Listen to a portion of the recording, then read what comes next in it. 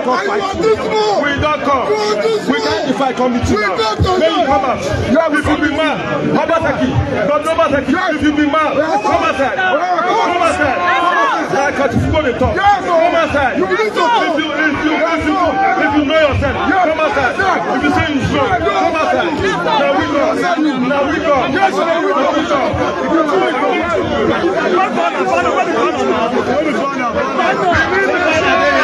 My people, especially people from Edo State, Benin City in Nigeria, I want us to discuss a little bit about our approach to problems.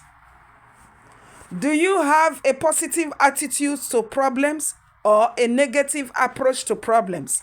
But the video we just watched, that is a clear demonstration of a negative attitude to problems. Mark it. We know about Joseph in the Bible. Those are Bible scholars.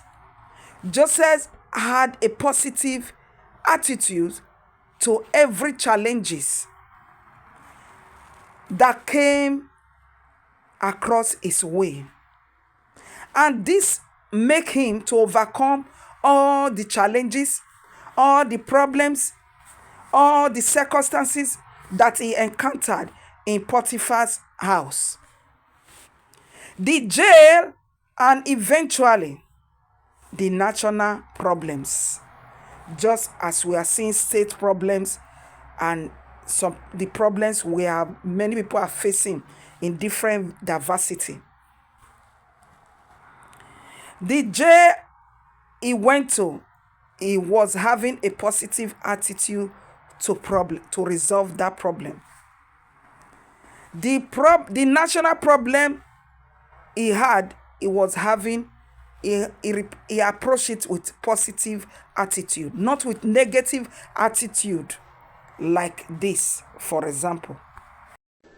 In Edo State are so many, and the issues will determine the outcome of the election, the governorship election that is coming up in September 21st, this month. The election is not just about APC, PDP, and Labour. It's about the evil, the acts Godwin Obaseki and Asue Ighodalo has committed against the people of Edo State. They have fought democracy, they have betrayed democracy, they have abandoned the rule of law, they have stolen our resources, and this is the time to judge them. And this is the time Edo people are ready to tell them that they are the real owners of this state.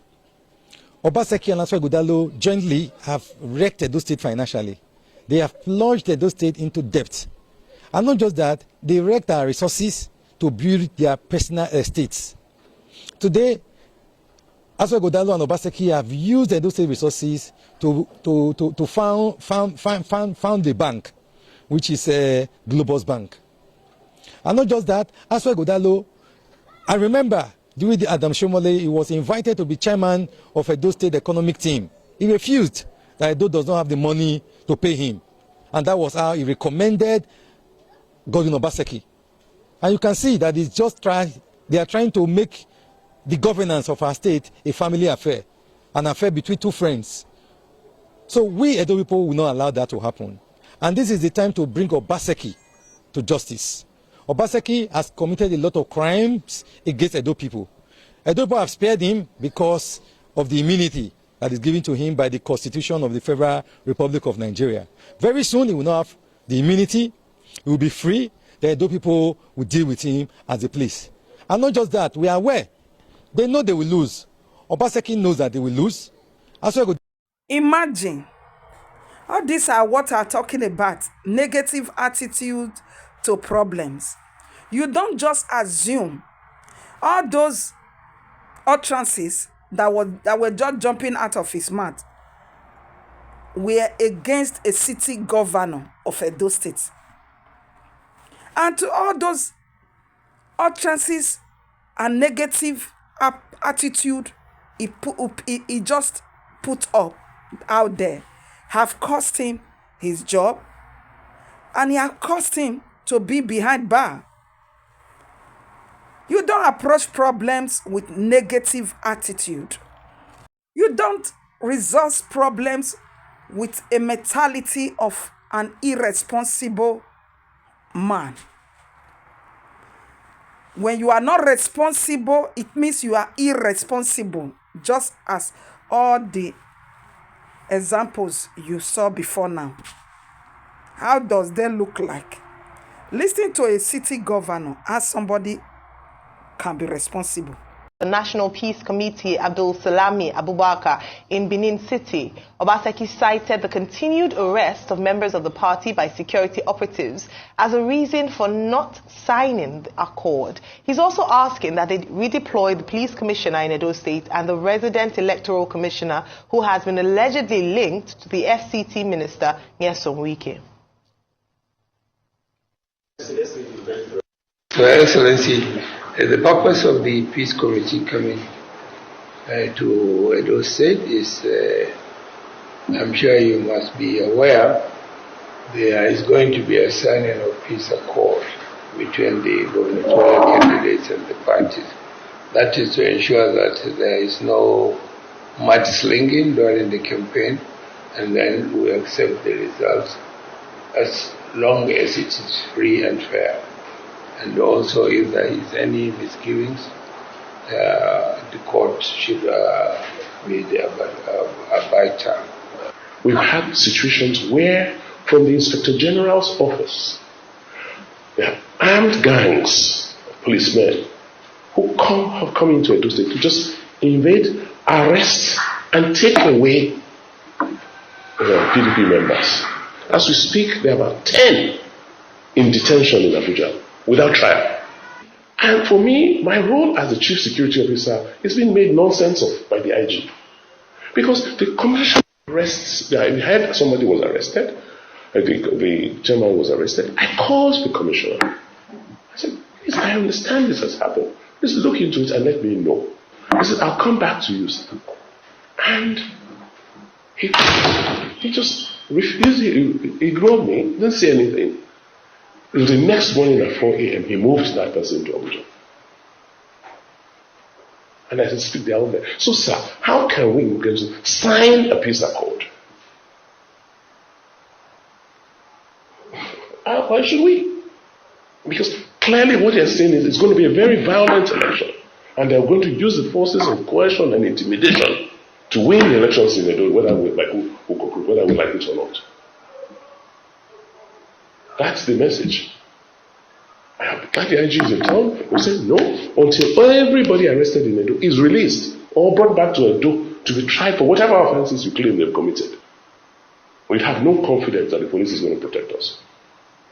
Lack of confidence in the police's ability to remain neutral during the Edo elections. It's only a few more days to go. 21 or 21st of September is the date, and today is 12th of September, so we have 12 more days actually to go to the elections. Your take on this aim to do, which is to ensure that an environment, a conducive environment, a peaceful environment during elections is guaranteed by bringing together the principal candidates in an election and getting them to sign the peace accord where they, as a moral intervention, because they don't have constitutional rights to arrest anyone who infringes on what they've agreed on. But the spirit of it should be commended. However, my point this morning is, what's the point of symbolism and gestures if it doesn't carry any weight?